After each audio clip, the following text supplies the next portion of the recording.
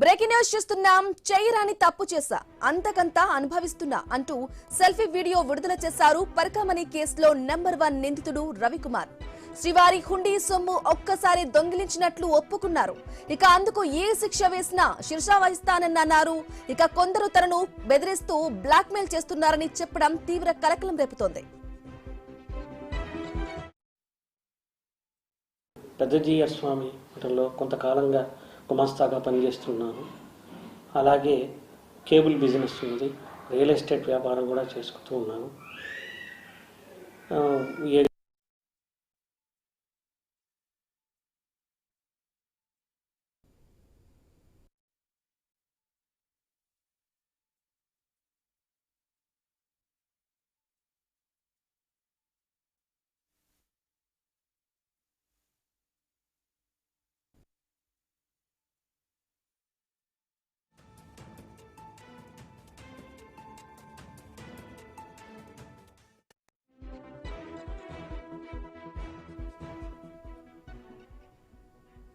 Right గా breaking news చూస్తున్నాం. చేయరాని తప్పు చేశా, అంతకంతా అనుభవిస్తున్నా అంటూ సెల్ఫీ వీడియో విడుదల చేశారు పరకామణి కేసులో నెంబర్ 1 నిందితుడు రవికుమార్.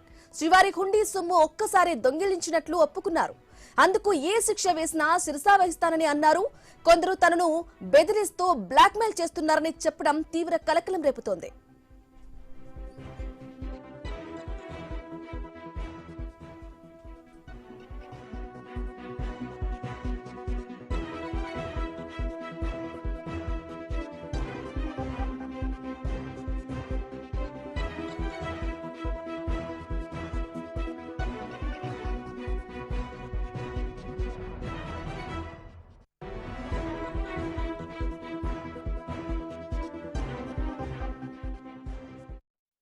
సంవత్సరాల క్రితం ఏప్రిల్ 29వ తారీఖున 2023 ఆ రోజు పరకామణిలో ఒక తప్పు చేశాను. ఆ తప్పుకు ప్రాయశ్చితంగా నేను మా కుటుంబం మహాపాపంగా భావించి నా ఆస్తిలో 90% స్వామివారికి ఇవ్వాలని అనుకున్నాము.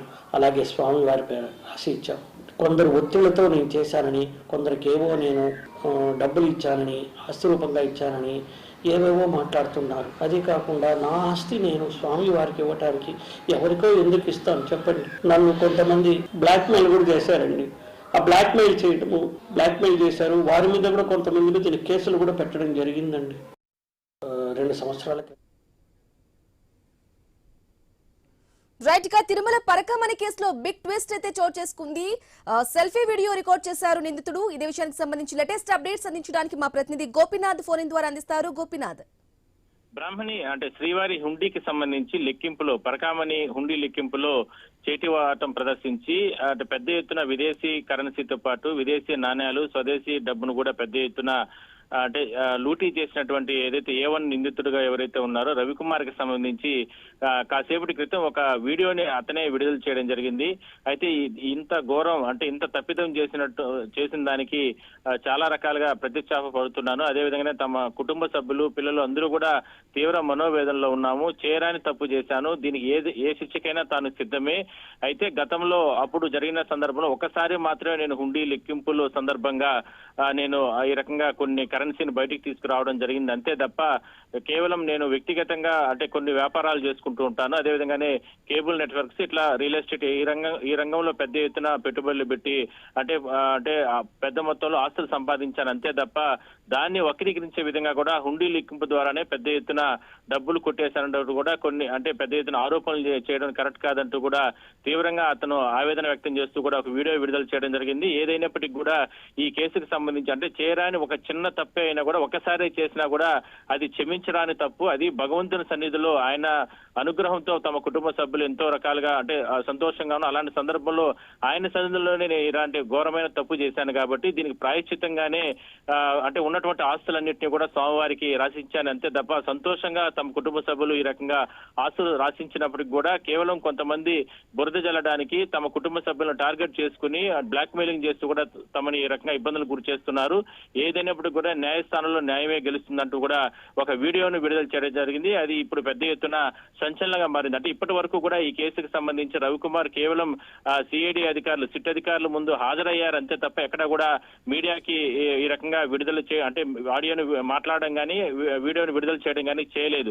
కానీ కొన్ని అంటే సోషల్ మీడియాలో కావచ్చు, ఇట్లా కొన్ని మీడియాలో రకరకాలుగా తన పైన దుష్ప్రచారం చేస్తుండడం, కొంతమంది దాన్ని టార్గెట్ చేసుకుని ఈ రకంగా మాట్లాడుతున్నారు కాబట్టి ఇవాళ నేను ఈ వీడియో విడుదల చేస్తున్నాను అంటూ కూడా ఆయన వీడియో విడుదల చేయడం జరిగింది. సో ఇది సిట్ అధికారులకు కూడా ఒక బలం చేకూర్చే అవకాశం అయితే ఉంది. మొత్తం మీద ఇప్పటికే అంటే లక్షలాది మంది, కోట్లాది మంది భక్తులు తీవ్రంగా అంటే ఈ రకంగా అంటే హుండీ లెక్కింపులో పెద్ద ఎత్తున చేటివాదం ప్రదర్శించినటువంటి కొంతమంది ఈ రకంగా ఉన్నారు కాబట్టి పెద్ద ఎత్తున చర్చ నడుస్తుంది. కాబట్టి రవికుమార్ ఇవాళ తాజాగా విడుదల చేసినటువంటి ఈ వీడియోకి సంబంధించి కూడా ఒక సంచలనంగా మారిందని మనం చెప్పొచ్చు. అయితే సిఐడి మాత్రం కేసు ఇప్పటికే హైకోర్టు ఇచ్చిన డైరెక్షన్ ప్రకారం పూర్తి స్థాయిలో విచారణ జరుపుతుంది. వాస్తవాలన్నీ కూడా అతి త్వరలో బయటకు వచ్చే అవకాశం అయితే ఉంది. Brahmani. Right Gopinath, thank you for the updates.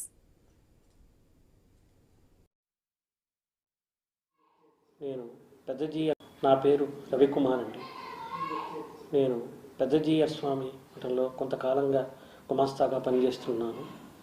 అలాగే కేబుల్ బిజినెస్ ఉంది, రియల్ ఎస్టేట్ వ్యాపారం కూడా చేసుకుంటూ ఉన్నాను. గత 2 సంవత్సరాల క్రితము ఏప్రిల్ 29వ తారీఖున 2023 ఆ రోజు పరకామణిలో ఒక తప్పు చేశాను. నేను ఆ తప్పుకు ప్రాయశ్చితంగా నేను, మా కుటుంబం మహాపాపంగా భావించి నా ఆస్తిలో 90% స్వామివారికి ఇవ్వాలని అనుకున్నాము. అలాగే స్వామివారి పేరు రాసి ఇచ్చాము. కానీ దాన్ని కొంతమంది మరోలాగా భావించి దాన్ని ఇంకోలాగా మాట్లాడుతూ కొందరి ఒత్తిళ్లతో నేను చేశానని, కొందరికేవో నేను డబ్బులు ఇచ్చానని, ఆస్తి రూపంగా ఇచ్చానని ఏవేవో మాట్లాడుతున్నారు. అది కాకుండా నా ఆస్తి నేను స్వామివారికి ఇవ్వటానికి ఎవరికో ఎందుకు ఇస్తాను చెప్పండి. అది కాకుండా నన్ను కొంతమంది బ్లాక్మెయిల్ కూడా చేశారండి. ఆ బ్లాక్మెయిల్ చేశారు. వారి మీద కూడా కొంతమంది మీద కేసులు కూడా పెట్టడం జరిగిందండి. నా బాడీలో, నా అవయవంలో నేను కొన్ని శస్త్రచికిత్సలు చేసుకున్నానని ప్రైవేట్ పార్ట్లో దాని గురించి చాలా అసభ్యకరంగా మాట్లాడారు. ఇది గత 2.5 సంవత్సరాలుగా 3 సంవత్సరాలుగా నేను, నా కుటుంబ సభ్యులు, నా భార్య పిల్లలు మనోవేదన చెందుతూనే ఉన్నాం. ఈ రోజు వరకు కూడా మేము ఆ బాధ నుంచి కోలుకోలేకుండా ఉన్నాము. వాటి గురించి డిబేట్లు పెట్టడం, మా గురించి అసభ్యంగా మాట్లాడడము మేము తీసుకోలేకపోతున్నామండి. దీన్ని పై న్యాయస్థానం వారు నాకు ఎటువంటి వైద్య పరీక్ష నిర్వహించినా కూడా నేను దానికి సహకరిస్తానని, దానికి నేను సిద్ధంగా ఉన్నాను. ఆ యొక్క వైద్య పరీక్షలు లేవని నేను నిరూపించుకుంటాను. ఎందుకంటే అవన్నీ అవాస్తవాలు. వీరు చెప్పేవన్నీ ఏది కూడా వాస్తవాలు కాదు. దయచేసి అర్థం చేసుకోండి. నా మనోవేదన ఈ రోజుకి నేను, నా భార్యాపిల్లలు తలుచుకుంటే నేను ఎంత మహాపాపం చేశాను తలుచుకుని బాధపడి రోజు లేదు.